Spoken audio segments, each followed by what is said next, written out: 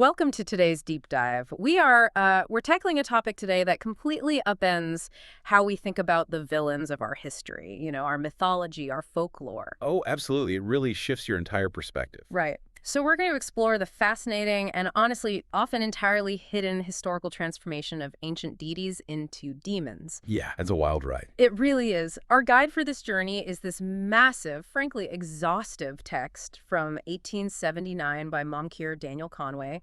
It's titled Demonology and Devil Lore. It is a dense book for sure. Very dense. But we're going to unpack a specific concept from it that the Germans call the Abgott, which translates to the ex-god. The demoted god, basically. Exactly. The mission today is to see what the demotion of these divine figures tells us about, shifting human power, how religions collide, and how the winners rewrite cultural memory. Conway's work, despite being from 1879, it offers a lens that completely changes how you view the physical world around you right now. Yeah, because we walk past the evidence of this theological warfare all the time without even realizing it. Which is actually the perfect setup for where I want to start. If you, listening right now, ever find yourself walking past one of those massive, centuries-old European cathedrals, I want you to look up. Way up. Right, way up at the roofline. You'll see those grotesque, snarling stone gargoyles staring down at you with their, bat wings and animal fangs. I've always just assumed they were carved to look like monsters. Most people do. Like, maybe to scare away evil spirits or just to terrify the local villagers into going to church? Right, and that narrative has been handed down to us for centuries.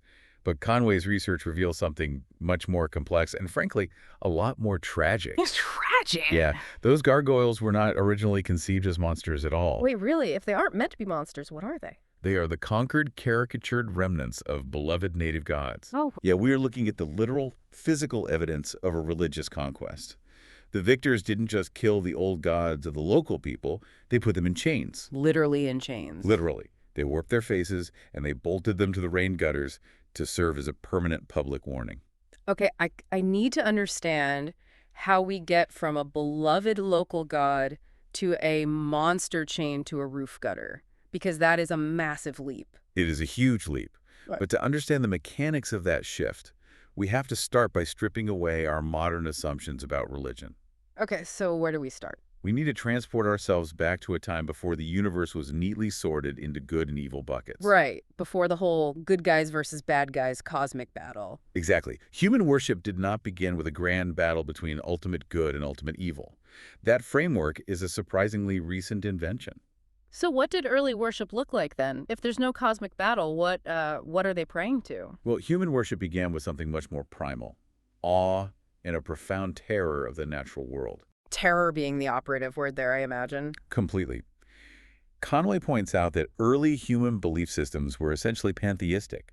They looked at nature, and absolutely everything was divine. Like the trees, the rivers. The weather, all of it. If we look at the ancient Vedic hymns from India, which are some of our oldest religious texts, they praise figures like Varuna, who represented the vast sky and natural forces. Okay. In that primitive view, the very same sun that brilliantly grew the crops and, warmed the earth was also the sun that brought the deadly, scorching sunstroke. So the deity isn't purely good or purely evil, it's nature. Right. Nature is immensely beneficent and terrifyingly destructive all at once. The gods had a mixed character, just like the environment. That makes sense. Because of this, there were no strictly evil demons in the modern sense. They were just incredibly powerful forces that you desperately needed to appease. Appease being like, please don't destroy my village today. Exactly.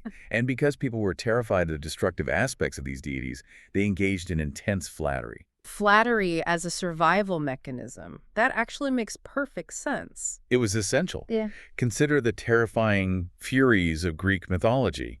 The remorseless avengers with serpents for hair. Sure, very scary. If you look at how they were actually addressed in antiquity, they were called the Eumenides, which translates to the well-meaning ones. Oh, that is hilarious. Listen, if you've ever had a volatile, dangerous boss, you know exactly why the Greeks called these terrifying monsters the well-meaning ones. Yeah, you don't want to make him mad. Exactly. You are sucking up to the person who can ruin your life so they don't fire you. I mean, you don't offer costly, massive sacrifices to something that is purely benevolent and loves you unconditionally. Well, you don't. You pay off the mob, you give them a cut of your harvest so they don't burn your farm down. That captures the dynamic perfectly. You were basically paying protection money to the storm, the sun, and the wilderness. But, this dynamic couldn't last forever. As human society evolved, as we built cities, established courts of law, and created complex moral codes, our moral consciousness evolved too. We started wanting things to be fair. Exactly. We began to form distinct concepts of right and wrong, justice and injustice, and we demanded that the cosmos reflect that human justice. Which I'm guessing ruins the whole the sun is both good and bad thing. It completely ruins it. This led to a massive theological shift, the dawn of dualism. Dualism being the idea that the universe isn't just a chaotic mix of weather events, but an actual arena of conflict. Two hostile camps, light versus dark, good versus evil. Yes. And once that psychological split happens, the old harmonious pantheon is shattered. Because you have to pick sides. Right. A storm can no longer just be a moody sky god. It has to be a rebel dragon attacking the order of the universe. The shadows of the night turn into treacherous hellhounds. The universe is fundamentally divided. But this introduces a huge problem. Once the universe is split into a good bucket and an evil bucket, someone has to decide which gods go into the evil bucket. Bingo. And this brings us to the brutal reality of religious conquest. Okay, here we go. When a new religion or a new empire takes over a region, the strongest force of cultural coherence is its priesthood. And no priesthood has ever peacefully consented to its own downfall. Right. They're not going to just pack up and say, well, it's been a good run. Exactly. So when religions collide, the victorious faith has to figure out what to do with the existing gods of the conquered people. They can't just pretend they don't exist, right? I mean, the people already believe in them. No. Denying their existence entirely is often too abrupt and risks sparking a rebellion. So the conquering priesthood acknowledges the old gods, but radically reclassifies them. The demotion. The demotion. This is the birth of the abgot, the ex-god. Conway notes that even our everyday words pagan and heathen come from this exact dynamic. Really? How so? Well, pagan originally just meant villager, and heathen meant someone of the heath, out in the rural areas. Oh, wow. They were literally just the country folks who clung to the old gods after the urban centers had adopted the new conquering religion. It's the ultimate theological smear campaign. I mean, Conway gives this wild example with the god Baal. Oh, yes. The Baal example is perfect. Right, because Baal was originally this glorious sun god, the quickener of nature in the ancient Middle East. But when his worshippers clashed with rival tribes, the rival priesthood launched an ancient propaganda war. A very effective one. Extremely effective. First, they demoted him to Beelzebub, which means the fly god. Then, as time went on, they changed his name by a mere pun to Beelzebul, which literally translates to the dung god. It is a profound example of linguistic warfare. The goal is to make the very name of the deity something shameful. Just totally humiliating. But perhaps the most incredible instance of this linguistic flipping happened between ancient India and Persia. Okay, tell me about this one. So, in the ancient Sanskrit Vedic hymns of India, the word for their glorious guides is devas, and the word for the demons they fought is asuras. Okay, got it. Devas are good, asuras are bad. Right. But then you look across the border at the Persian Zend-Avesta, the sacred text of Zoroastrianism, and a script is completely flipped. How so? The Ahuras, which is the linguistic equivalent of asuras, are elevated to become the supreme, ultimate good gods. And the devas, the exact same word the Indians used for their deities, became the word for devils. Wait, let me push back on this for a second. I'm trying to wrap my head around this timeline. How do we know the Persians flipped the words on the Indians and not the other way around? That's a great question. It comes down to the historical and linguistic timeline. The Vedic traditions represent an older, more ancient pantheistic root. Oh. Zoroastrianism in Persia emerged later as a distinct reform movement. It was a highly moralistic, dualistic religion that defined itself in active opposition to the older practices. So they were actively rebelling against the old ways. Exactly. The Persian text actively denounced the worshippers of the devas as followers of the evil mind. They needed to draw a hard line in the sand, and redefining the neighbors' gods as literal demons was the most effective way to do it. It's like a hostile corporate takeover. It really is. The new CEO doesn't just fire the old CEO, he legally changes the guy's name to garbage, puts it on all the company letterhead, and makes it a crime for any of the employees to ever speak well of him. It is terrifyingly effective. Yeah. But, you know, changing a god's name or calling them a devil in your sacred texts is only step one. Only step one. Yeah, because the conquering religion faces a deeper psychological problem. If the people still picture the old god as beautiful, radiant, and kind, they will continue to worship them in secret. That makes sense. They still have that emotional attachment. Right. You have to break the emotional bond. And to do that, the conquering religion had to weaponize art. They had to change how these deities actually looked. Which brings us to the visual smear campaign. When I was reading Conway's notes on this, it completely blew my mind. We tend to assume demons and devils in early art are painted hideously ugly because they were always thought of as inherently hideous. Right, but Conway reveals a profound paradox here. They were painted as ugly beasts specifically because they were still secretly loved. I really want to highlight this because if a devil's main job is temptation, wouldn't they look beautiful to trick you? You would think so, yes. If you want to seduce someone into sin, showing up as a bat-winged, horned monster with a pitchfork seems like a terrible strategy. You'd run away. The ugliness proves these aren't actual tools of temptation. They are political caricatures meant to disgust the public. Exactly. The native deities, whether it was a beautiful Venus, a radiant Apollo, or just a local forest spirit, were deeply entrenched in the affections of the common people. They loved them. They loved them. So, to break that attachment, the conquering faiths had to train the next generation, the children, to view these beloved ideals as frightful beasts. You have to associate the old beauty with physical revulsion. Which brings us right back to the gargoyles from our hook. Yes. The native guardians of the streams and the hills, the local spirits the villagers loved, were literally driven out of the interior of the temples. Just kicked right out. The new priests took over the altar and they chained the old gods to the roof gutters, carving them into these snarling, twisted imprecations. It was a daily visual warning to the masses. Wow. When you look up at the cathedral, you're supposed to think, look at what your old gods really are. They are monsters. And Conway cites historical documentation proving this wasn't just accidental, it was a deliberate strategy. There's a very pragmatic letter from the 7th century written by Pope Gregory to Abbot Mellitus, who was a missionary trying to convert Britain. Oh, that letter's a masterclass in psychological manipulation and statecraft. It really is. Pope Gregory explicitly tells the abbot, do not destroy the pagan temples.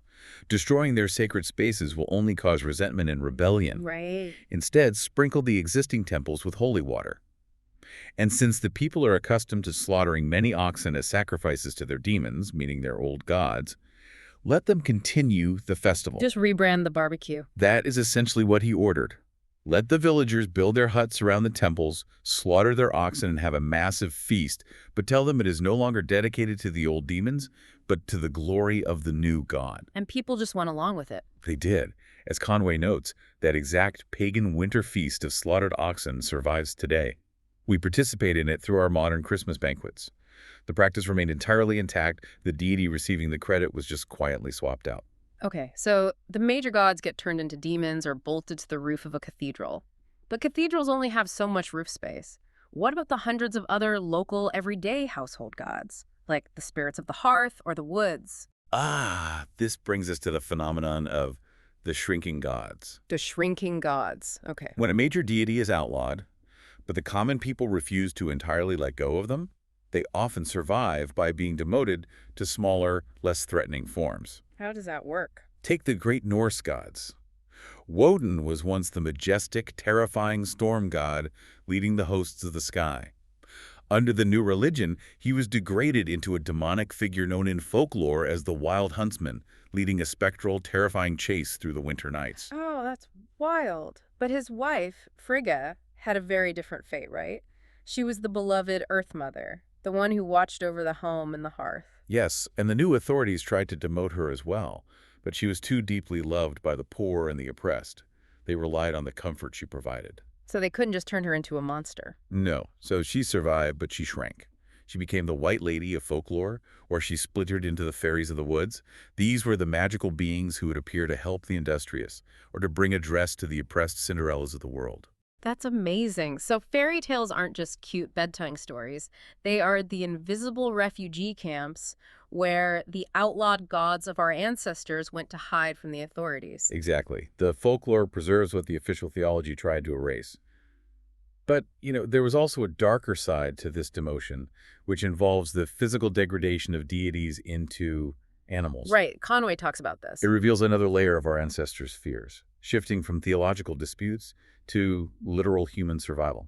Let's talk about the animal demonization, starting with the dog. So the dog has a long history as man's faithful friend, obviously.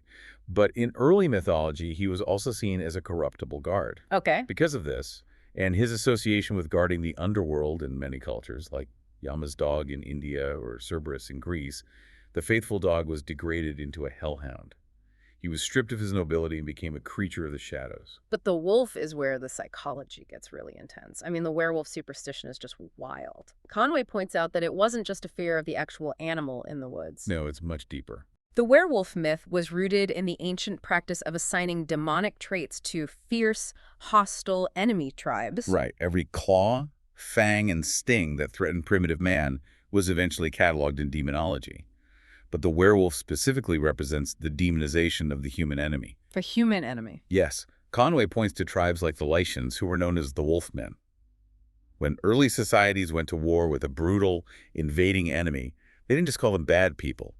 To explain the terror and brutality, they told their children that these enemies literally transformed into wolves. So the monster in the woods is actually just the neighboring tribe. Exactly.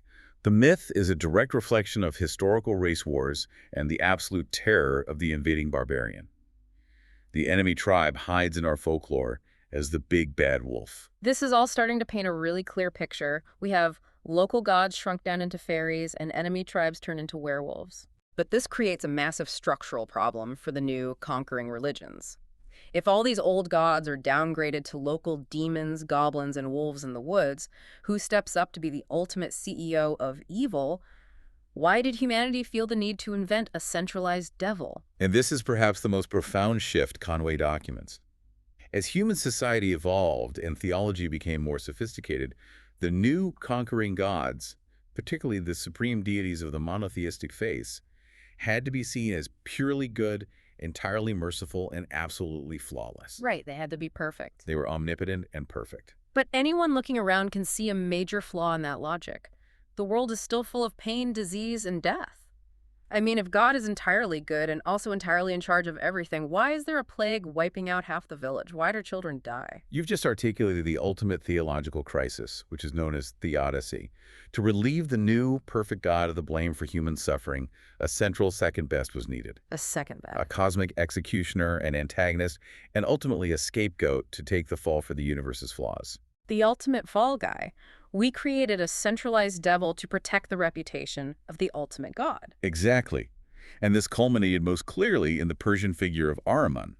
He is the divine devil.